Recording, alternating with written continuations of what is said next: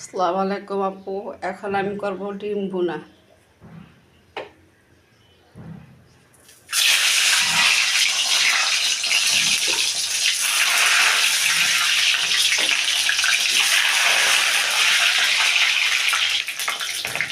দিয়ে দিলাম লবণ,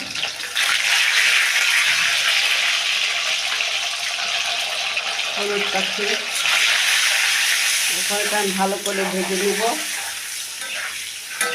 ভালো করে ভেজে ডিমের কালারটা সে হবে, কিন্তু ডিমটা ভালো করে ভেজে নিতে হবে। ডিম বাটাটা সে কালার হয়েছে, দেখেন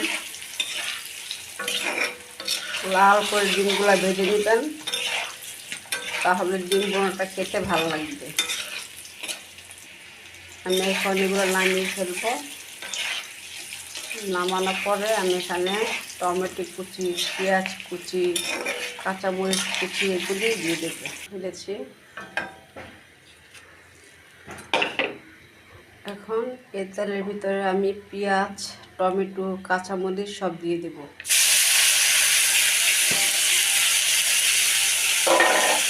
সব করে ভালো করে ভেজে নেব।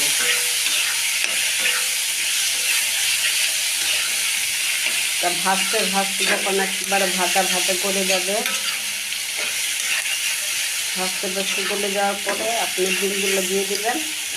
এখানে কোনো আদা রসুন কিছু ব্যবহার করতে হবে না, শুধু পরিমাণ মতো লবণ, মরিচ থাকি, হলুদ থাকি। আর যদি কেউ জিরা, ধনে পাতা এগুলো পছন্দ করেন তাহলে এগুলোর সাথে অ্যাড করে দেবেন। দিলাম লবণ, যতটুকু প্রয়োজন অতটুকু দিলাম, লাগলে আবার পরে দিব, কারণ আমার পেঁয়াজটা ভাজা ভাজা করতে হবে।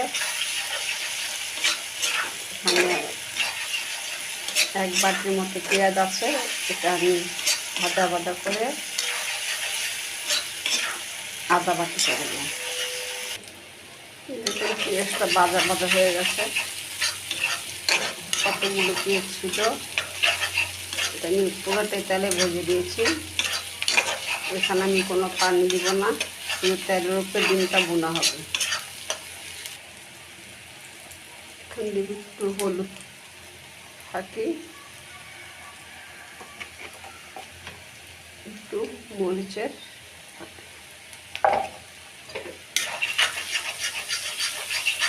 ডিম কম তার জন্য মশলাও কম। এখানে আমি দিচ্ছি সে ভাজা ডিমগুলো, এখানে কোনো পানি দিব না।